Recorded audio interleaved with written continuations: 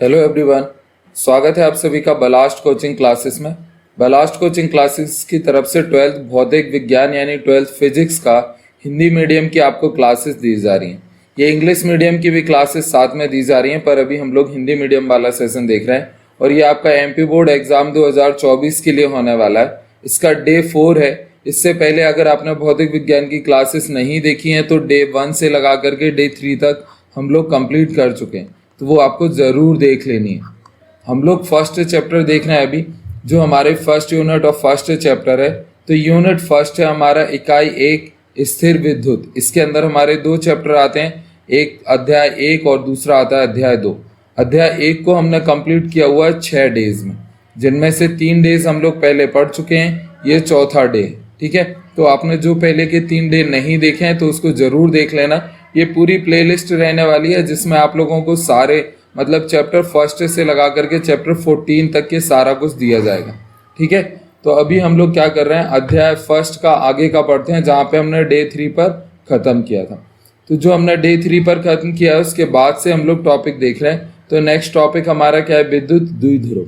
विद्युत द्विध्रुव क्या होता है हमारा, दो समान और विपरीत आवेशों की एक प्रणाली को एक दूसरे के बहुत करीब रखे जाते हैं, ऐसे को हम क्या बोलते हैं, विद्युत द्विध्रुव बोलते हैं। एक्चुअल में इसमें क्या होता है विद्युत द्विध्रुव में, देखो जैसे हमारे पास में ना 2 आवेश होंगे, जैसे एक आवेश ये हो गया हमारे पास में और एक आवेश ये हो गया। तो ये दोनों आवेश कैसे होंगे, तो ये एक दूसरे के समान होंगे। जैसे अगर मैं इसको 5 कूलाम लूँ तो ये भी क्या होगा, हमारा 5 कूलाम ही होगा। बस चेंज ये है कि एक की पॉजिटिव होगा और दूसरा क्या होगा, नेगेटिव होगा। तो विपरीत समान आवेश होंगे, ये लिखा ना, 2 समान और विपरीत आवेशों की एक प्रणाली जो एक दूसरे के बहुत करीब होती है, और साथ ही इन दोनों की डिस्टेंस क्या होगी, तो इन दोनों के बीच की दूरी बहुत ही ज़्यादा कम होगी। इन दोनों के बीच की डिस्टेंस बहुत ही ज़्यादा कम होती है, जिसे हम क्या बोलते हैं, 2L से डिनोट करते हैं। तो ये हमारा क्या होता है, विद्युत द्विध्रुव होता है। एक हमारे पास में A आवेश है, एक हमारे पास में Q है, और A और जो B है हमारे पास में, इन दोनों का आवेश क्या है, एक का -Q एक का +Q। इन दोनों का परिणाम क्या होगा, तो सेम होगा, पर ये कैसे होंगे, विपरीत होंगे। एक धनात्मक होगा और एक ऋणात्मक, और इन दोनों के बीच की दूरी क्या होगी, तो ये होगी इसकी 2L। ऐसे को हम लोग क्या कहते हैं, विद्युत द्विध्रुव। द्विध्रुव नाम इसलिए दिया जाता है क्योंकि इसमें 2 ध्रुव हैं, एक हमारा कैसा है, ऋणात्मक है, और दूसरा कैसा है, हमारा धनात्मक। तो इसको हम क्या बोलते हैं, विद्युत द्विध्रुव।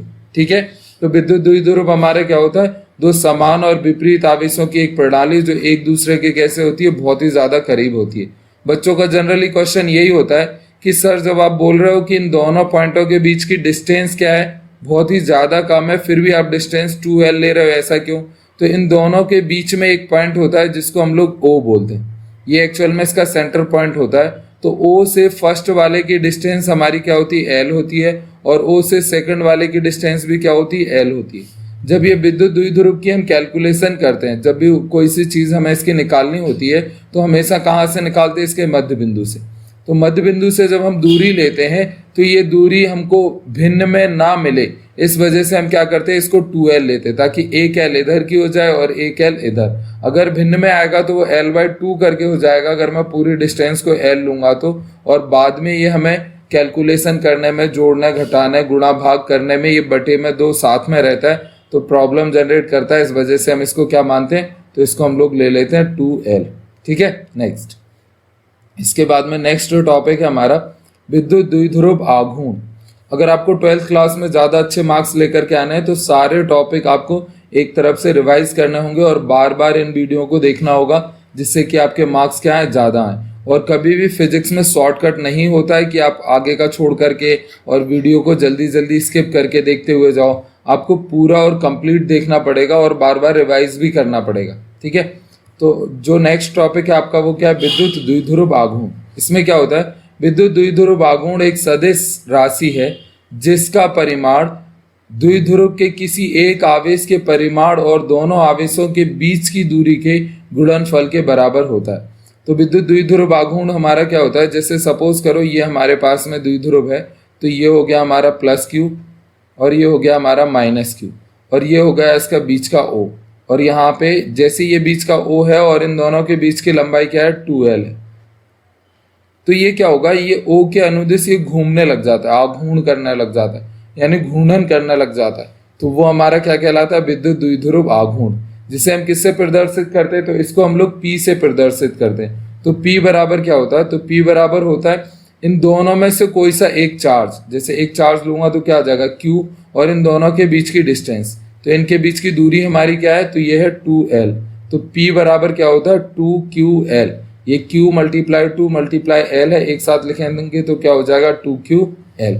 साथ में क्या होता है, तो ये एक सदिश राशि है, तो P को हम लिखेंगे P वेक्टर, फिर 2Q हमारा क्या है, अदिश है, तो फिर उसके बाद में L आएगा, तो ये भी कैसा आएगा, वेक्टर, यानी P वेक्टर बराबर क्या होता है 2QL वेक्टर।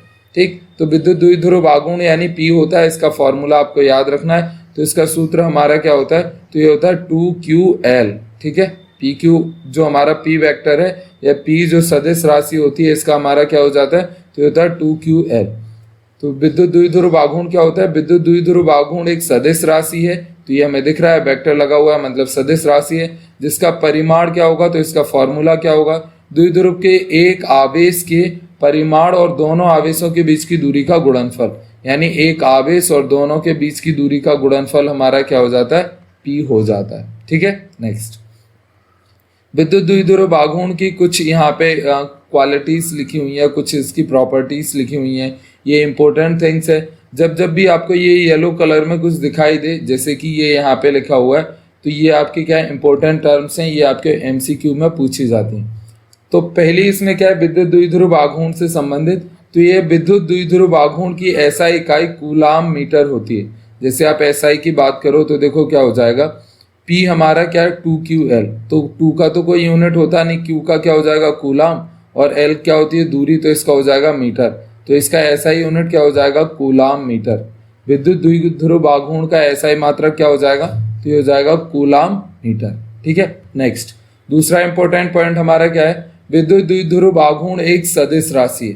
तो हम जानते हैं ना ये कैसा है, एक सदिश राशि है। सदिश राशि क्या होती है, तो सदिश राशि वे राशियां होती हैं जिनमें हमारा क्या होता है, तो इसमें हमारा दिशा होता है और साथ में क्या होता है हमारा परिमाण भी होता है। तो परिमाण तो सब में ही होता है, जिनमें दिशा ऐड हो जाती है वो क्या हो जाती है सदिश राशि, और जिसमें दिशा नहीं होती तो क्या हो जाएगी अदिश।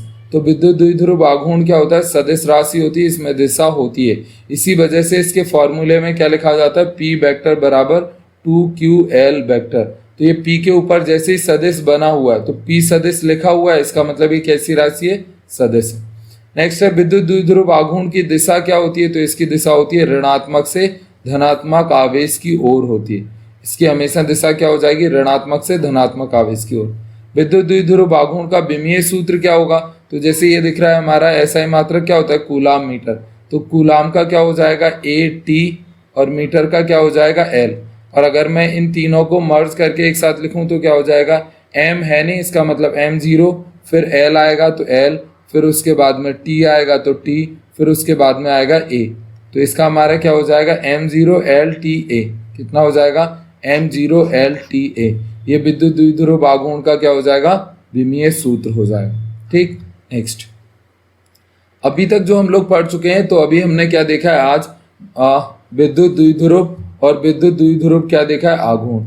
ये विद्युत द्विध्रुव आघूर्ण और विद्युत द्विध्रुव दोनों को अगर हम लेकर के चलते हैं तो एक हमारा बनता है विद्युत क्षेत्र। जैसे हम लोग जानते हैं कि ये हमने प्रीवियस क्लास में पढ़ा हुआ है कि ये एक हमारे पास में क्या हो गया, आवेश, जिसको मैं Q मान लेता हूँ, तो इसके चारों तरफ का वह क्षेत्र जहां तक ये अपनी उपस्थिति क्या करे, दर्ज करा सके, उसको हम क्या बोलते हैं, विद्युत क्षेत्र बोलते हैं इसका। लेकिन अगर मैं इसको दो लूं कि जैसे ये +Q ले लिया और ये -Q, तो भी तो ये अपने आसपास में अपनी उपस्थिति दर्ज कराएगा। तो ऐसे में इसको हम क्या बोलते हैं, द्विध्रुव क्षेत्र बोलते हैं। जब एक आवेश के कारण होगा तो विद्युत क्षेत्र, और अगर ये दो आवेश एक साथ जो रखे हुए हैं, जो विद्युत द्विध्रुव रखा हुआ, द्विध्रुव इसलिए बोलते हैं क्योंकि इसके पास में दो ध्रुव हैं, एक धनात्मक और एक ऋणात्मक। तो ये जो हमारा विद्युत द्विध्रुव हो गया, इसके आसपास का क्षेत्र हमारा क्या कहलाएगा, द्विध्रुव क्षेत्र कहलाएगा। तो जब भी मैं द्विध्रुव लूंगा तो इसमें हमारा क्षेत्र हो जाएगा, पर इसको जब हम कैलकुलेट करेंगे, इसका मान निकालेंगे, जैसे ये हो गया हमारा द्विध्रुव के लिए, एक हो गया +Q और एक हो गया -Q, और इसके चारों तरफ ये क्या हो गया, विद्युत द्विध्रुव क्षेत्र। तो इसके हमारे पास में बहुत ज़्यादा स्थितियां बनती हैं। जैसे एक तो स्थिति ये बन जाएगी, इन दोनों ध्रुव को मिलाने वाली जो ये रेखा जाती है, इसको बोलते हैं अक्ष। तो इसके ऊपर अगर कोई होगा तो एक बन जाएगा आपका अक्षीय स्थिति। कौन सी स्थिति? अक्षीय स्थिति। एक और होगा निरक्षीय। तो ये जो अक्ष होता है, आपके अक्ष को मिलाने वाली ये जो रेखा है, इसके लंबवत जो ये एक बनेगी, इसको बोलेंगे हम लोग निरक्षीय स्थिति। तो ये हमारा क्या हो जाएगा? निरक्षीय स्थिति। ठीक, तो आपका क्या है, जो अभी आप 12th क्लास में पढ़ने वाले हो, तो एक अक्षीय स्थिति है, एक निरक्षीय स्थिति है। बाकी के किसी भी बिंदु पर हम लोग विद्युत द्विध्रुव क्षेत्र नहीं निकालेंगे। कहाँ निकालेंगे? एक अक्षीय स्थिति में और एक निरक्षीय स्थिति में। ठीक, इसको एक और बार मैं इरेज करके आपको बना करके बता देता हूँ कि अक्षीय स्थिति क्या होती है और निरक्षीय स्थिति क्या होती है। तो देखो, अगर हम लोग डेफिनेशन को देखें अक्षीय और निरक्षीय स्थिति में, तो हमारा क्या हो जाएगा? तो फर्स्ट हमारा क्या है? द्विध्रुव क्षेत्र। इसमें क्या है? अक्षीय स्थिति। अक्षीय स्थिति क्या होती है? विद्युत द्विध्रुव के ऋणात्मक और धनात्मक आवेश से गुजरने वाली रेखा को विद्युत द्विध्रुव की अक्षीय रेखा कहा जाता है। यदि अवलोकन बिंदु इस रेखा पर लिया जाए तो यह स्थिति अक्षीय या फिर अंत स्थिति कहलाती है। तो इसमें क्या होगा? जैसे मैं एक ध्रुव ले रहा हूँ, तो एक मैंने ले लिया यहाँ पे प्लस क्यू और एक ले लिया यहाँ पे माइनस क्यू। इन दोनों रेखाओं को क्या करूंगा? तो इन दोनों बिंदुओं को क्या करूंगा? मिला दूंगा ऐसे। तो जैसे ये मिला रहा हूं, तो ये द्विध्रुव का क्या कहलाता है? अक्ष कहलाता है। और अगर इसी अक्ष को मैं आगे की तरफ बढ़ा दूं और इसके ऊपर कोई क्या लूं? बिंदु लूं।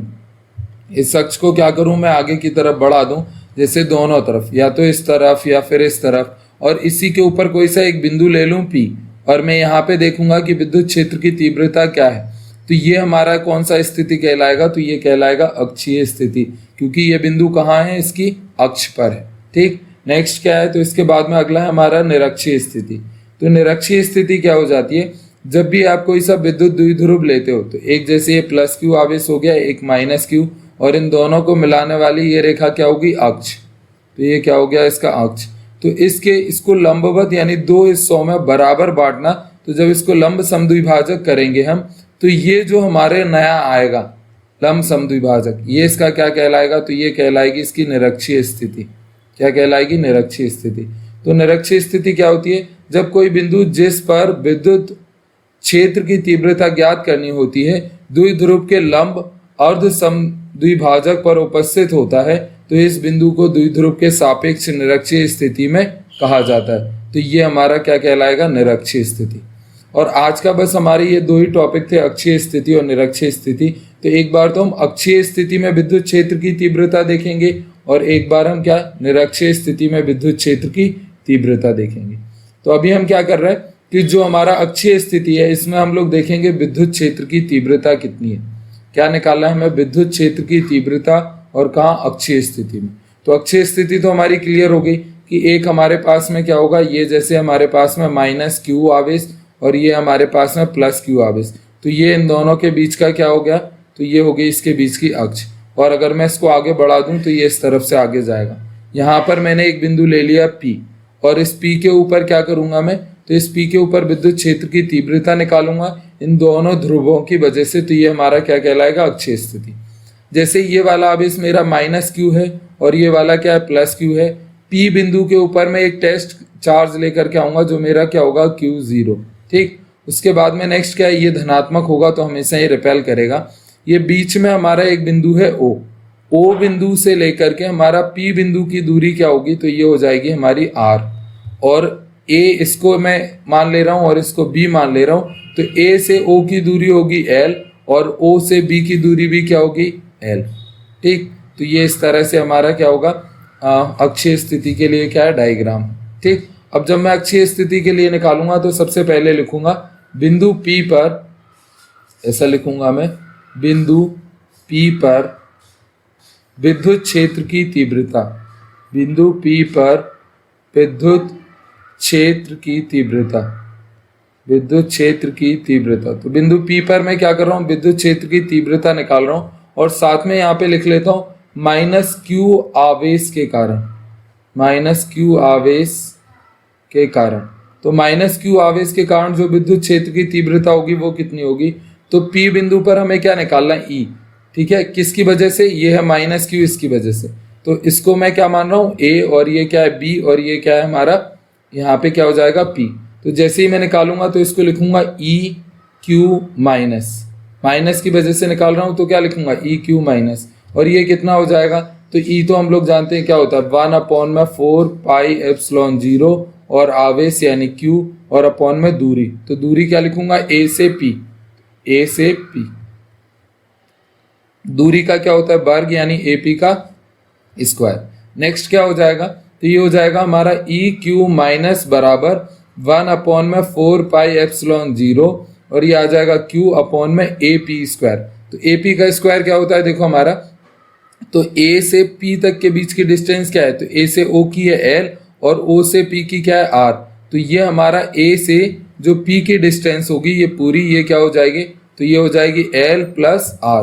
तो ये क्या आ जाएगा, एल प्लस आर का होल स्क्वायर, और इसी को मैं मान लेता हूं समीकरण 1। ठीक, तो ये क्या आ गया, ई क्यू माइनस। सेम ऐसे ही यहाँ पर मैं एक और सेंटेंस लिखूंगा, तो यहाँ पे मैं क्या लिखूंगा, बिंदु P पर विद्युत क्षेत्र की तीव्रता। तो वापस से क्या कर रहा हूं मैं, बिंदु P पर विद्युत क्षेत्र की तीव्रता निकाल रहा हूं, बिंदु P पर विद्युत क्षेत्र की तीव्रता। पर इस बार किसकी वजह से निकाला, तो पहले ये माइनस क्यू की वजह से निकाला था, अब मैं किसकी वजह से निकालूंगा, प्लस क्यू की वजह से। तो यहाँ पे लिखूंगा प्लस क्यू आवेश के कारण। किसकी वजह से निकाल रहा हूँ, प्लस क्यू आवेश के कारण। तो प्लस क्यू आवेश के कारण हमारा क्या हो जाएगा, तो ये हो जाएगा हमारा ई क्यू प्लस बराबर क्या आ जाएगा, तो ये आ जाएगा 1/4 पाई एप्सिलॉन 0 और साथ में आ जाएगा क्यू अपॉन में, और इन दोनों के बीच की डिस्टेंस क्या है, तो इन दोनों के बीच की डिस्टेंस है बी पी। तो ये आ जाएगा हमारा बी पी का वर्ग। बी पी की डिस्टेंस क्या होगी, तो देखो ये पूरी डिस्टेंस है आर और इसमें से एल को माइनस कर दूंगा तो बी से पी की डिस्टेंस आ जाएगी, तो ये आ जाएगा हमारा आर माइनस एल। तो ई क्यू प्लस बराबर क्या आ जाएगा, तो ये हो जाएगा 1/4 पाई एप्सिलॉन 0 और ये आ जाएगा क्यू अपॉन में आर माइनस एल का वर्ग। और ये क्या आ गया हमारा, तो ये आ गया दूसरा समीकरण जो हमारा किसकी वजह से है, तो ये क्यू माइनस की वजह से। तो ये हो गया हमारा समीकरण 2। तो ऐसी अच्छी स्थिति के लिए हम क्या करेंगे, पहले दोनों बिंदुओं की वजह से निकालेंगे। एक बार हमने निकाल लिया प्लस क्यू आवेश की वजह से और दूसरी बार निकाल लिया माइनस क्यू आवेश की वजह से। तो यहाँ पे हमने क्या किया, ई क्यू प्लस की वजह से जो विद्युत क्षेत्र था वो निकाल लिया, ई क्यू माइनस की वजह से जो था हमने वो निकाल लिया। और ये दोनों इसलिए निकालते क्योंकि हम लोग जान रहे हैं कि यहाँ पे एक हमारा क्या है, माइनस क्यू आवेश है और यहाँ पे हमारा क्या है, प्लस क्यू आवेश है, और ये बिंदु हमारा क्या है, पी है। ठीक, यहाँ से इन दोनों के बीच की दूरी, बीच में हमारा क्या है, एक ओ बिंदु है, ये हमारा ए है और ये क्या है, बी है। इसको मैं आगे की तरफ लेकर के जा रहा हूँ। तो ओ से जो हमारी दूरी है पी की वो क्या है, आर है, और जो ओ से हमारा ए की दूरी है वो क्या है, एल है, और साथ में जो हमारा क्या है, ओ से बी की दूरी है ये भी क्या है, एल है। तो इस तरह से हमने ये निकाला हुआ है। एक बार मैं प्लस क्यू आवेश की वजह से निकालूंगा, एक बार माइनस के आवेश की वजह से। तो जैसे ही मैंने माइनस क्यू की वजह से निकाला तो ये माइनस है और ये पी पे जो टेस्ट चार्ज होता है वो होता है प्लस। तो प्लस माइनस क्या करेगा, तो एक दूसरे को आकर्षित करेगा। तो जो ये ई क्यू माइनस आया इसकी आपकी दिशा क्या हो जाएगी, तो ई क्यू माइनस की दिशा हो जाएगी ये इस तरफ, ई क्यू माइनस। ऐसा इसलिए हो जाएगा क्योंकि ये माइनस है और ये प्लस है, प्लस माइनस एक दूसरे को क्या करते हैं, तो एक दूसरे को आकर्षित करते हैं। तो इसकी दिशा क्या हो जाएगी, पी से माइनस क्यू की तरफ। दूसरा आपका जो ये येलो कलर से लिखा हुआ है ये क्या है, ई क्यू प्लस है, तो ये भी धनात्मक आवेश है, ये भी धनात्मक। तो धनात्मक धनात्मक को क्या करेंगे, प्रतिकर्षित। तो ई क्यू प्लस की दिशा क्या हो जाएगी, ये इसके विपरीत हो जाएगी। और हम जान रहे हैं हमें क्या करना है, बिंदु पी पर विद्युत क्षेत्र निकालना। तो यहाँ पे हम लोग आगे लिखेंगे बिंदु पी पर विद्युत क्षेत्र। तो बिंदु पी पर विद्युत क्षेत्र, बिंदु पी पर अब कुल विद्युत क्षेत्र क्या होगा, तो ये धनात्मक आवेश की वजह से और ऋणात्मक दोनों की वजह से होगा। तो बिंदु पी पर विद्युत क्षेत्र, तो इसको हम लोग लिखेंगे ई से। तो ई बराबर क्या आ जाएगा, तो ई बराबर आ जाएगा इन दोनों में से जो बड़ा है उसमें से छोटे को क्या कर देंगे, माइनस।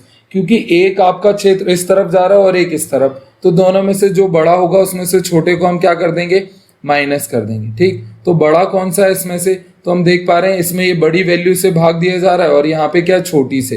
तो जब हम हर में छोटी वैल्यू से भाग देते तो वो बड़ा हो जाता। तो यहाँ पे क्या होगा, और ये हमारे यहाँ पे क्या है, ये आवेश इसके पास में, तो जो पास में होता है वो क्या हो जाता है, बड़ा हो जाता है।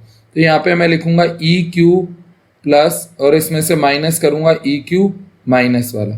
ठीक, तो ये क्या हो जाएगा, तो ई बराबर आ जाएगा हमारा, यहाँ पे हो जाएगा 1/4 pi epsilon 0 E cube plus की वैल्यू मैं पहले लिख रहा हूँ, तो 1/4 पाई एप्सिलॉन 0 और क्यू अपॉन में क्या आ जाएगा आर माइनस एल का वर्ग। इसमें से माइनस कर दूंगा क्या, ई क्यू माइनस, और ये क्या है हमारा 1/4 पाई एप्सिलॉन 0 और ये आएगा क्यू अपॉन में आर प्लस एल का वर्ग।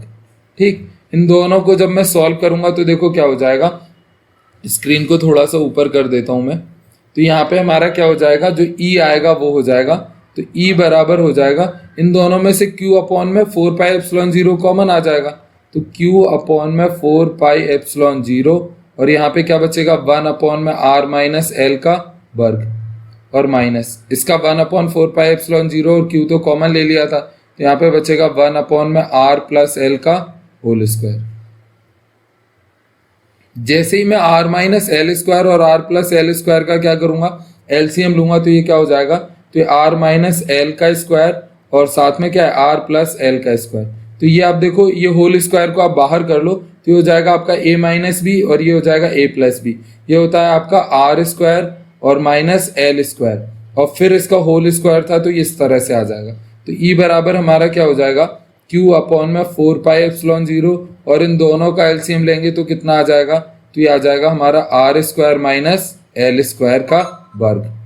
जैसे ही मैंने r माइनस एल के होल स्क्वायर से इसको भाग दिया तो r प्लस एल का होल स्क्वायर क्या होगा, यहाँ पे आ जाएगा, और जैसे ही मैं r प्लस एल के होल स्क्वायर से भाग दूंगा तो यहाँ पे r माइनस एल का होल स्क्वायर आ जाएगा। अब इसके ब्रैकेट को मैं क्या करूंगा, इसको ओपन कर दूंगा, तो इसको थोड़ा सा और ऊपर की तरफ कर देता हूँ।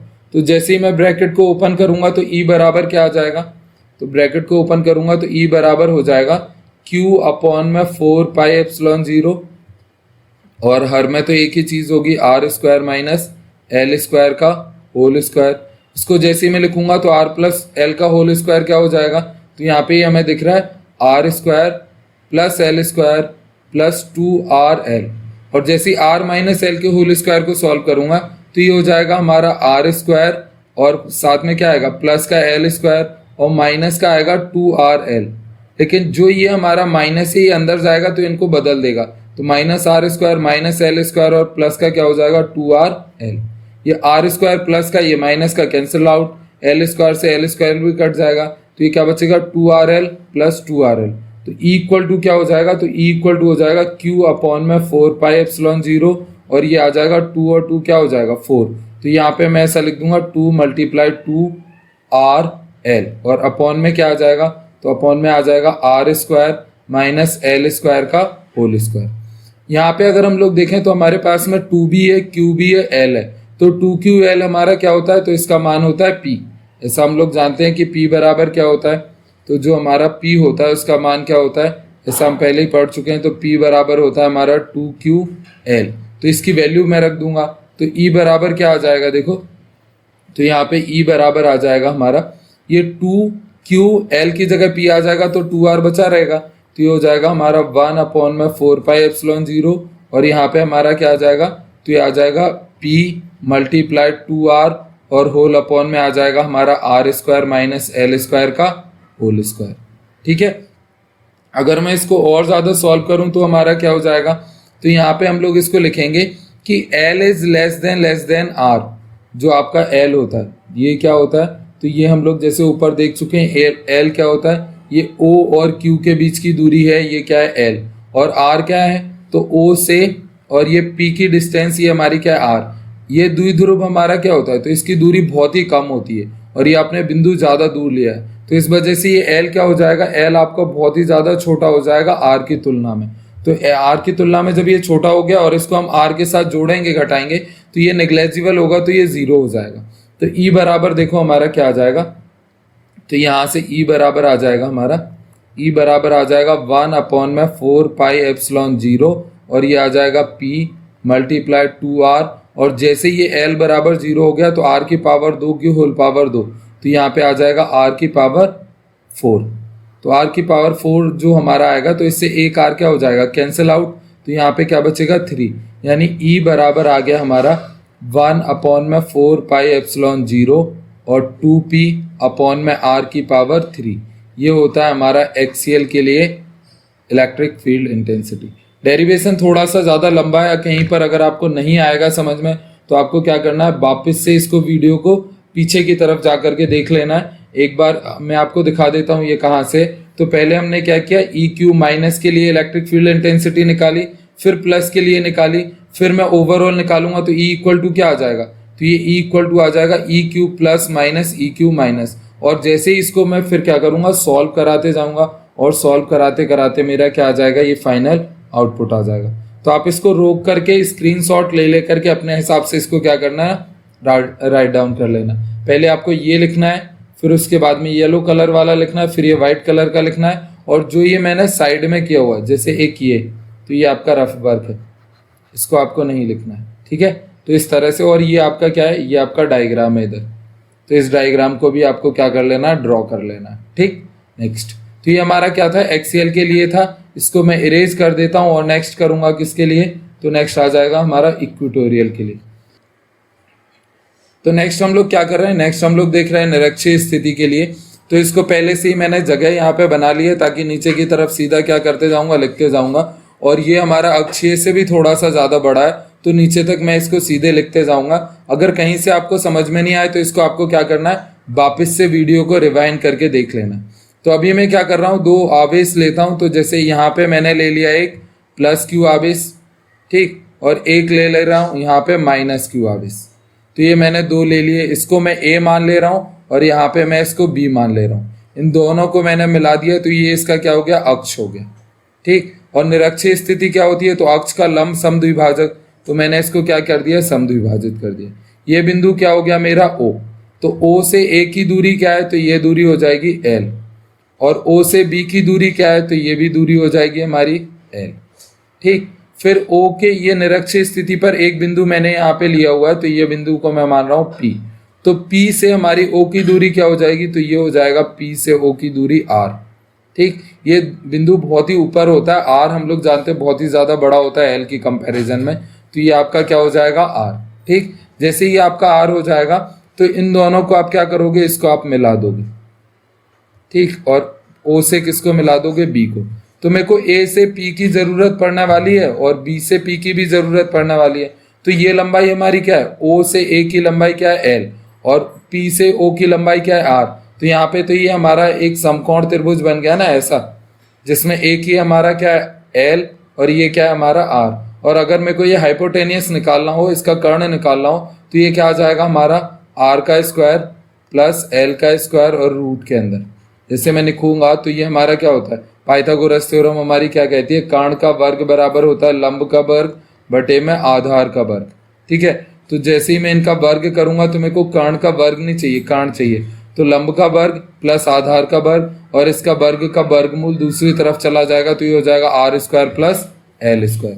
तो ये जो हमारी दूरी है वो कितनी हो जाएगी, तो ये हो जाएगा हमारा, ये वाला जो हमारा हो जाएगा दूरी, ये हो जाएगा हमारा रूट के अंदर r square plus l square, और ये जो दूरी होगी वो भी क्या हो जाएगी, तो रूट के अंदर r square plus l square, ठीक। जैसे ही मैं इसको निकालूंगा तो देखो क्या होगा, यहाँ पे एक हमारा कोण बनता है थीटा, और यहाँ भी क्या बनेगा, एक कोण थीटा। ये हमारा प्लस क्यू आवेश है, यहाँ पे भी हमारा क्या होगा, प्लस क्यू। तो प्लस प्लस को क्या करता है, तो ये रिपेल करेगा, प्लस प्लस को क्या करेगा, रिपेल करेगा। तो इसके लिए ये ऊपर की तरफ क्या होगा, ई क्यू प्लस जाएगा, और ये क्या है प्लस और ये माइनस, तो ये एक दूसरे को क्या करेगा, अट्रैक्ट। तो ई क्यू माइनस आ जाएगा इधर, ई क्यू माइनस की दिशा हो जाएगी ये, और ई क्यू प्लस की दिशा हो जाएगी ये। अभी तो हमारा इससे पहले जब हमने अक्षीय स्थिति में देखा था तो दोनों ई क्यू प्लस इधर था, ई क्यू माइनस इधर, मतलब एक ही लाइन में थे, तो एक दूसरे में से घटा दिया। इसको हमें क्या करना पड़ेगा, रिजॉल्व कराना पड़ेगा। तो यहाँ पर मैं एक लाइन खींचूंगा, ये एंगल थीटा है, तो ये भी क्या हो जाएगा हमारा एंगल थीटा, और ये भी क्या हो जाएगा हमारा एंगल थीटा, ठीक। फिर जैसे ये थीटा हो जाएगा तो आगे मैं इसको क्या करूंगा, यहाँ पे रिजॉल्व करा करके आंसर लिख दूंगा।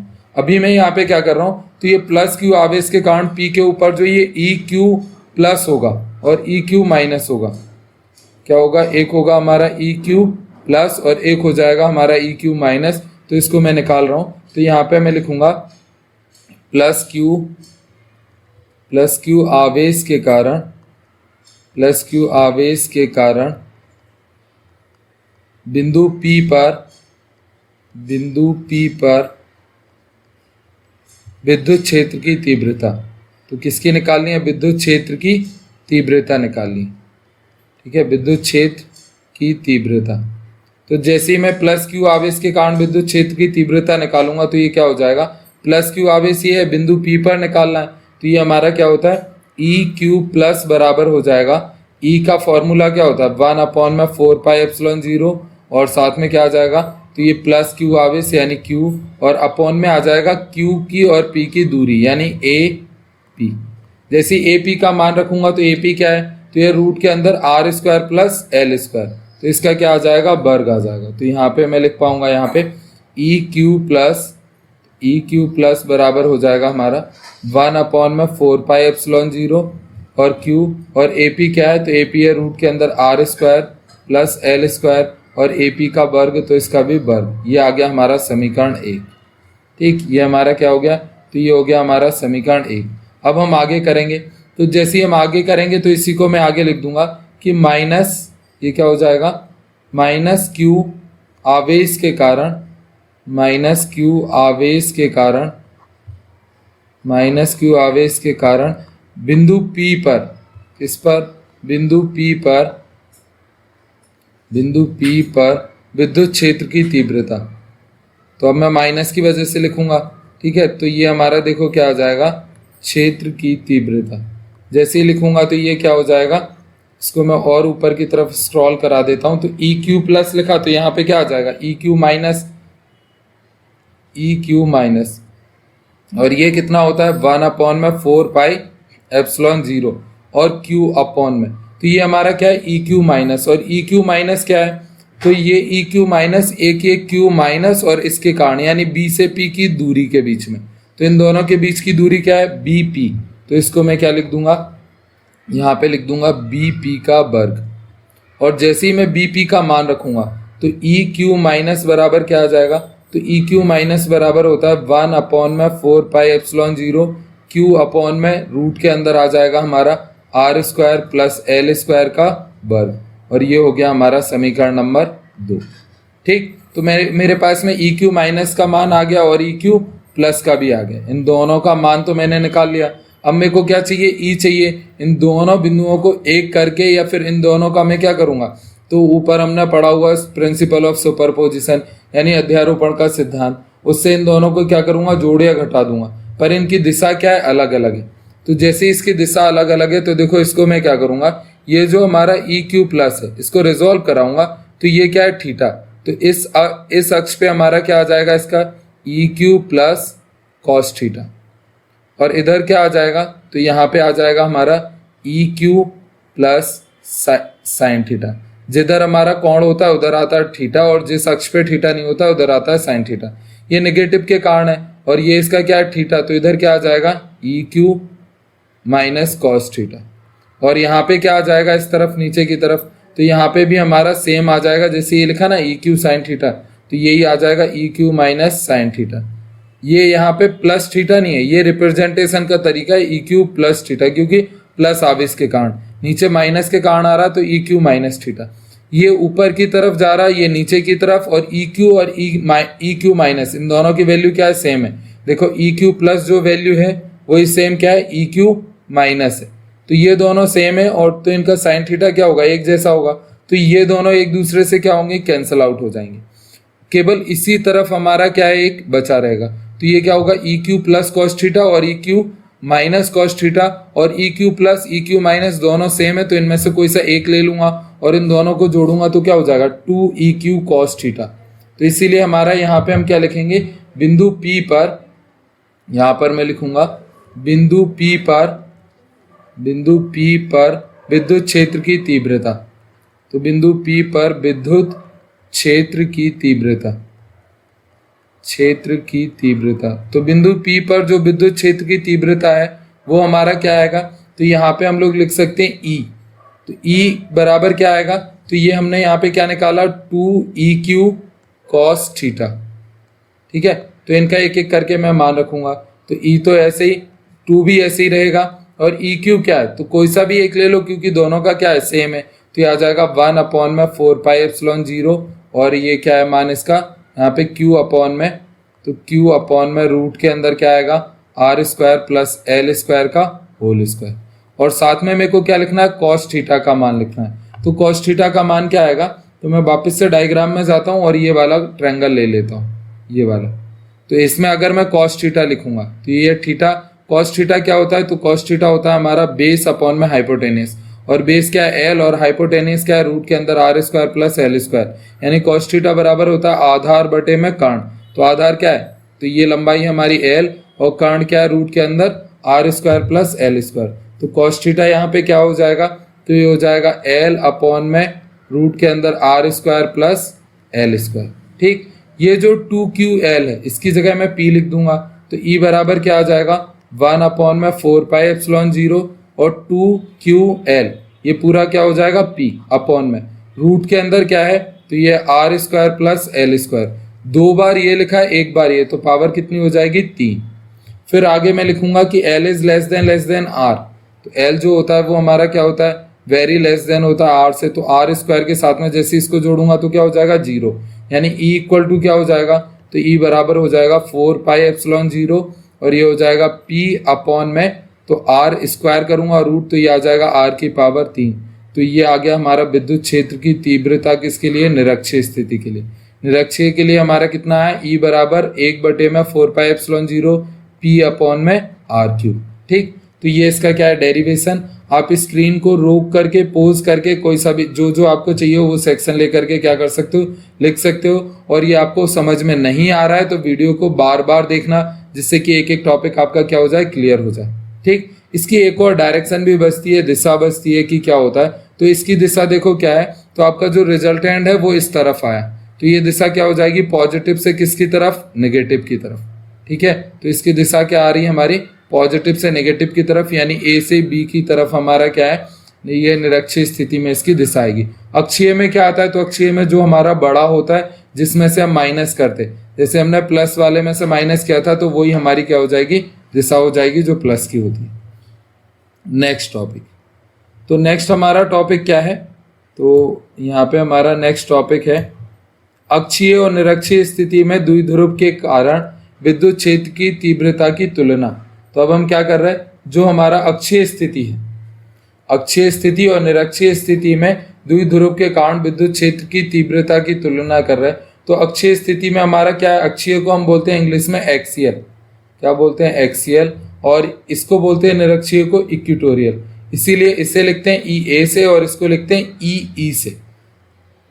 तो ई ए बराबर कितना आया था 1 अपॉन में 4 पाई एप्सिलॉन 0 2p अपॉन में r क्यूब, और निरक्षीय के लिए कितना है 1 अपॉन में 4 पाई एप्सिलॉन 0 p अपॉन में r क्यूब। इसके नोट्स आपको जरूर बनाने हैं, अगर आप नोट्स नहीं बनाओगे तो बाद में आपको प्रॉब्लम जनरेट होगी। तो जो डेरिवेशन मैं दे रहा हूँ, जो लिखवा रहा हूँ, वो आपको जरूर लिखना है, उसको वीडियो को पॉज करके, और इसका आपको एक PDF मिल जाएगा। तो ई ए और ई इन दोनों के बीच में रिलेशन लिखना है, तो मैं लिख रहा हूँ ई ए। तो ई ए बराबर क्या है, तो ये 1 अपॉन में 4 पाई एप्सिलॉन 0 2p अपॉन में r क्यूब। ठीक है, इसका 2 मैं बाहर लिख लेता हूँ, तो ये इस तरह से आ जाएगा 1 अपॉन में 4 पाई एप्सिलॉन 0 और p अपॉन में क्या आ गया r क्यूब। अब देखो ये मान किसका है, ई का। जैसे ही मैं इसकी जगह पे पुट करूंगा तो ये क्या हो जाएगा, तो ये हमारा हो जाएगा ई ए बराबर एक तो 2 और साथ में क्या आ गया ई। मतलब जो हमारा अक्षीय स्थिति में विद्युत क्षेत्र की तीव्रता होती है, ये निरक्षीय स्थिति के क्या होती है, तो ये निरक्षीय स्थिति के 2 गुना होती है। तो ई ए बराबर क्या होगा, तो ये होगा 2ई। ठीक है, तो ये हमारा इन दोनों के बीच में क्या संबंध है, और ये 1 मार्क्स में ऑब्जेक्टिव में बहुत पूछा जाता है। तो ये आज का हमारा क्या था, तो ये जो अभी हम लोग पढ़ रहे थे ये आज का हमारा लेक्चर था, और ये 4th था। इसके बाद में हम डे 5th और डे 6 देखेंगे। पर डे 4 का एक आप लोगों के लिए क्वेश्चन है जिसको आपको कमेंट बॉक्स में बताना है कि जो हमारा P होता है, क्या होता है P, जो हमारा क्या होता है इलेक्ट्रिक डाइपोल मूवमेंट, यानी विद्युत जो द्विध्रुव घूर्णन होता है, विद्युत द्विध्रुव घूर्णन P, इसका फॉर्मूला क्या होता है वो आपको कमेंट सेक्शन में कमेंट करके बताना है। जितना ज़्यादा आप कमेंट करोगे उतना ही ज़्यादा क्या होगा, हम लोगों को मोटिवेशन मिलता है, तो और वीडियो हम आपको देंगे। अब मैं आपको ये बता देता हूँ कि ये जो आपको PDF है ये कहाँ से मिलेगी। इसके पीडीएफ के लिए आप क्या करोगे, गूगल के ऊपर आ जाना है किसी भी ब्राउजर में कहीं पर भी, और यहाँ आकर के आपको ऐसा लिखना है Ballast coaching classes, BALLAST Ballast, space दे करके क्या करोगे कोचिंग क्लासेस। जैसे ही आप एक दो बार सर्च करोगे तो ये आपके इसमें जैसा मेरा आने लगा है आपका भी आने लगेगा। तो ऐसे ही बलास्ट कोचिंग क्लासेस को क्या करना है, सर्च करना है। जो पहली लिंक मिलेगी इसको क्या करना है, ओपन करना है, और पहली लिंक को ओपन करके सबसे नीचे आ जाना है। तो आप क्या करोगे, सबसे नीचे आओगे तो यहाँ पे ही आपके 12th के सारे कोर्स हैं MP बोर्ड के, क्योंकि ऊपर ही आपको इस तरह से दिखाया जा रहा है MP board online course free education site से, जिसमें आपको 9 से 12 तक का स्टडी मटेरियल मिल जाता है। तो आपको अभी हम लोग फिजिक्स देख रहे हैं तो 12वीं भौतिक विज्ञान पे इसको क्लिक करना है। जैसे ही आप क्लिक करोगे ये एड्स आएंगे तो इनको इग्नोर करके चलना है और नीचे की तरफ आना है। तो यहाँ पे आपको दिख रहा होगा बोर्ड परीक्षा JEE नीट के लिए नोट्स। अभी यहाँ पे हमने एक ही चैप्टर डाला हुआ है तो 100 हो रहा है, बाद में ये आपके बढ़ जाएंगे। तो आपको विद्युत क्षेत्र और तथा आवेश के ऊपर क्या करना है, क्लिक करना है। जैसे ही आप इसके ऊपर क्लिक करोगे तो ये आपको क्या करेगा, एक नए पेज के ऊपर ले जाएगा। ये लोड होने में थोड़ा सा टाइम लग रहा है। जैसे ये आएगा तो फर्स्ट ये यहाँ पे आपका क्या है, 12th physics MP board full course Hindi medium. तो यहाँ पे आपको क्या है, ये प्लेलिस्ट मिल जाएगी, यहाँ पे सारे वीडियोस मिल जाएंगे। फिर उसके नीचे आओगे तो ये डे 1 की प्लेलिस्ट, डे 1 की क्या है, PDF है। इसको आप डाउनलोड भी कर सकते हो या फिर यहीं से डायरेक्ट इसको स्क्रॉल करा करके लिख सकते हो। ये आपका डे 2 की है।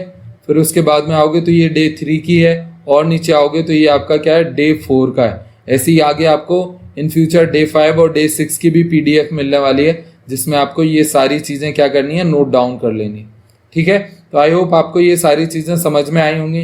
आपको कमेंट सेक्शन में जो भी डाउट है, जो भी इशू है, उसको ज़रूर देना, ताकि हम आपके लिए और ज़्यादा अच्छा इससे ज़्यादा क्या कर सकें, लेकर के आ सकें। ठीक है, तो कमेंट सेक्शन में ज़रूर फिलअप किया करो ये सारी चीज़ें, ताकि हम और भी ज़्यादा अच्छा कंटेंट आपको लेकर के आ सकें। मिलते हैं हम लोग डे 5 के साथ, तब तक के लिए thank you, bye, take care.